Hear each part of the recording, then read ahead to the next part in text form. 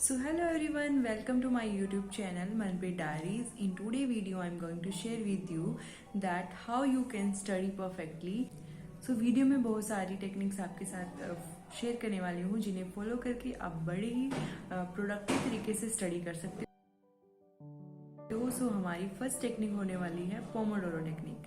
सो Pomodoro technique हमें कहती है कि आपको 25 मिनट्स कंटिन्यू स्टडी करना है, देन 5 मिनट का ब्रेक लेना है और इसी प्रोसेस को जो है 3 टाइम्स आपने रिपीट करना है। यानी कि आपने 25 मिनट पढ़ा, देन 5 मिनट ब्रेक, 25 मिनट पढ़ा, 5 मिनट ब्रेक एंड 25 मिनट पढ़ा, फिर से ब्रेक। सो ये हो गया हमारा 3 time repetition of the Pomodoro techniques. Okay, इस पोमोडोरो टेक्निक को आप अपने हिसाब से चेंज कर सकते हो। लाइक अगर आप चाहते हो कि मुझे 25 मिनट्स ना पढ़ के ज़्यादा देर पढ़ना है तो आप उस तरीके से इसको चेंज कर सकते हो। मीन्स मेरा क्या था कि लाइक मुझे ऐसा होता था कि मैं जब तक मुझे अच्छे तरीके से कंटिन्यू स्टडी करा जा रहा है, मतलब अच्छे से पढ़ा जा रहा है, तब तक मैं पढूं। और जब मुझे लगता था कि अब मैं डिस्ट्रैक्ट हो रही हूँ या मुझे मतलब पढ़ने में वो इंटरेस्ट नहीं आ रहा है, देन मैं फिर 5 या 10 मिनट्स का ब्रेक ले लेती थी। तो आप भी इस फर्स्ट टेक्निक को फॉलो करके अच्छे से स्टडी कर सकते हो। सो अब बात कर लेते हैं हमारी सेकंड टेक्निक के बारे में।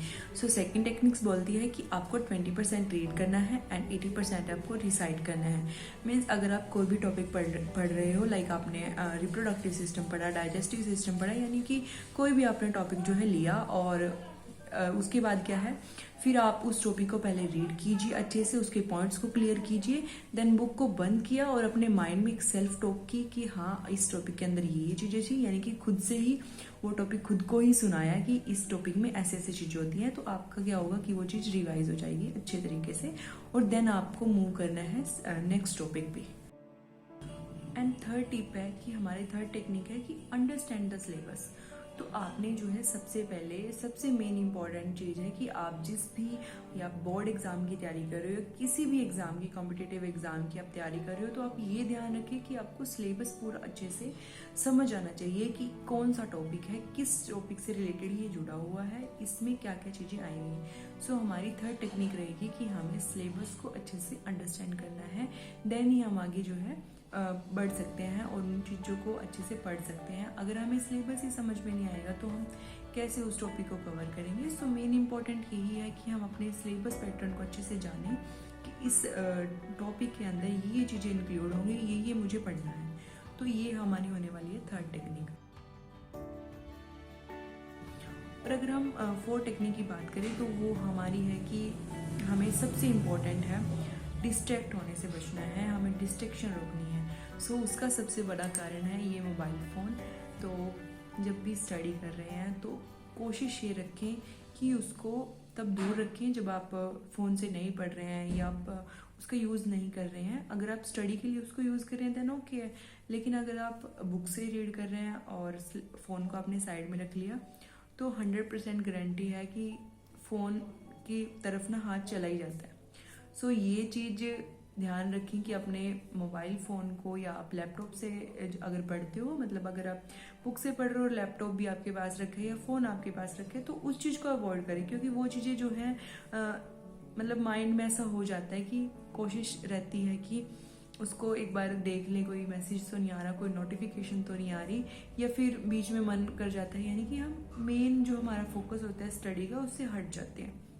सो अपने मोबाइल फ़ोन को या तो किसी दूसरे रूम में रख दीजिए या फिर उसको साइलेंट मोड पे करके अलग से रख दीजिए।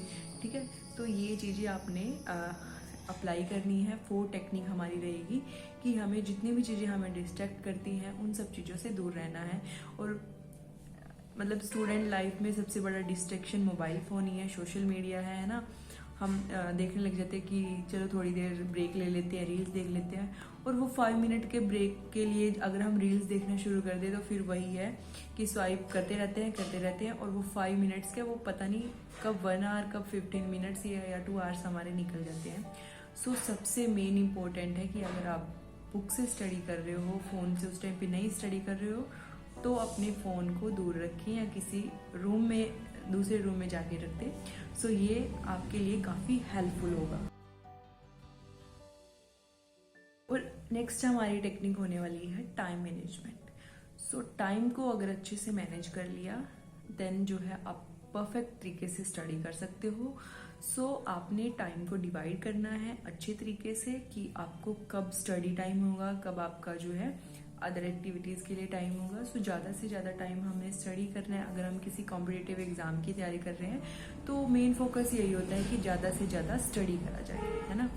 तो उसके लिए टाइम मैनेजमेंट आप अपने तरीके से करें, क्योंकि पार्किंसन लॉ आपने सुना होगा, तो वो ये कहता है कि हमें अपनी बाउंड्रीज़ को जो है एक सेट करना होता है, और वो बाउंड्रीज़ फिर हमें ही पता होती है कि हमें कैसे उनको जो है एक सेटअप करना है, किस तरीके से हम अपने टाइम को मैनेज कर सकते हैं, किस तरीके से हम जो है अपनी स्टडी को मैनेज कर सकते हैं कि हमें किस टाइम पे परफेक्ट पढ़ना है। और मतलब अगर आपका मन करता है कि अगर आप रात में पढ़ना प्रेफर करते हो तो आप रात में पढ़िए, और अगर आप दिन में पढ़ना चाहते हो तो दिन में पढ़िए। तो इसका ऐसा कुछ नहीं होता है कि अगर आप मॉर्निंग में सुबह जल्दी उठ के पढ़ रहे हो तो वही एक बोल देते हैं कि जैसे मैं अपनी पर्सनल अपना जो है रिव्यू आपको दे रही हूँ कि ऐसे बोलते हैं कि मॉर्निंग में उठ के, तो कईयों के लिए वो बेनिफिट होता है, ठीक है। जरूरी नहीं है कि वो सभी के लिए एक चीज़ हो, क्योंकि बोलते हैं ऐसे कि अगर आप मॉर्निंग में उठ के पढ़ते हो तो माइंड फ्रेश होता है। ऑब्वियसली होता है माइंड फ्रेश, बट एक ना हमारा मेंटली वो होता है कि हम किस टाइम पे प्रिपेयर हो रहे हैं। जब तक हमारा माइंड प्रिपेयर नहीं है स्टडी करने के लिए तो हम नहीं पढ़ सकते हैं, है ना। तो अगर आपको लग रहा है कि मैं इस टाइम के लिए परफेक्ट नहीं हूँ, कि मैं मॉर्निंग में उठ के अच्छे से नहीं स्टडी कर सकता, तो आप रात को स्टडी करिए, ठीक है। So next is the understand the paper pattern. तो अगर आपको पेपर पैटर्न अच्छे से समझ नहीं आएगा तो आप कैसे अच्छे से स्टडी करोगे, है ना। सो मोस्ट इंपॉर्टेंट है कि आप अंडरस्टैंड करें कि आपका पेपर पैटर्न कैसे होने वाला है। एंड जो मोस्टली जो मैं आपको रिकमेंड करती हूँ कि आप PYQs जरूर देखिए, है ना। आप किसी भी एग्जाम से रिलेटेड आप जो है प्रिपरेशन कर रहे हो, या आप बोर्ड एग्जाम दे रहे हो, या फिर आप UGC नेट या अंदर जो है कोई भी कॉम्पिटिटिव एग्जाम की जो है तैयारी कर रहे हो, तो आप ये चीज़ ध्यान रखिए कि आप उसके पेपर पैटर्न को पढ़ें, है ना। और जो आपके प्रीवियस ईयर क्वेश्चन पेपर हैं उनको एक बार अच्छे से देखिए, ताकि उनसे आपको ना एक अच्छा आइडिया मिल जाता है कि किस टाइप के क्वेश्चन जो है मोस्टली आपसे पूछे जाते हैं। और वो चीज़ें आप PYQs देखोगे तो उसको एक माइंड में जो है एक अंडरस्टैंडिंग आ जाएगी किस तरीके से क्वेश्चन आता है और किस तरीके से हमें अटेम्प्ट करना पड़ेगा। और प्रीवियस ईयर क्वेश्चन अगर आप देखते हो ना तो आपको उससे एक आइडिया भी मिल जाएगा कि हाँ ये क्वेश्चन जो है बार बार रिपीट हो रहा है, या इससे रिलेटेड टॉपिक जो है रिपीट हो रहा है, तो वो आपके लिए काफ़ी बेनिफिशियल हो जाता है। सो मैं हाईली सजेस्ट करूँगी आपको कि आप PYQs जरूर देखिए, ताकि आपको एक आइडिया मिल जाए। और इसमें एक और टेक्निक जो है ऐड कर देते हैं कि ये नहीं है कि आप जो है अपने स्लीप आवर को जो है कम कर रहे हो, या फिर जो है अच्छे से खाना भी नहीं खा रहे हैं, मतलब अपनी सेहत का ख्याल नहीं रख रहे हैं। तो ये सबसे मेन इम्पोर्टेंट थिंग है कि आप जो है अगर अच्छे से पढ़ रहे हो तो अपनी स्लीप आवर के लिए भी अच्छे से टाइम निकालना है। ये नहीं है कि आप सिर्फ 4 आवर्स सो रहे हैं या 5 आवर्स सो रहे हैं।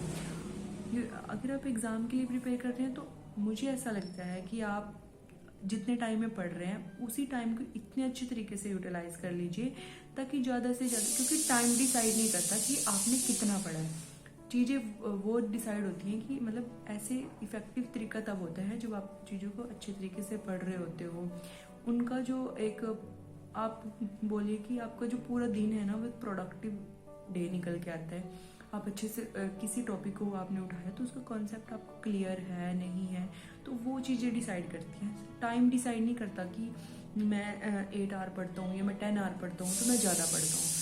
कई बार ऐसा होता है कि जो 10 आवर पढ़ रहे हैं तो वो आप 6 आवर में भी कंप्लीट कर सकते हो, तो ये चीज़ होती है। तो ये थी हमारी कुछ टेक्निक्स जिन्हें फॉलो करके आप भी एक परफेक्ट तरीके से स्टडी कर सकते हो।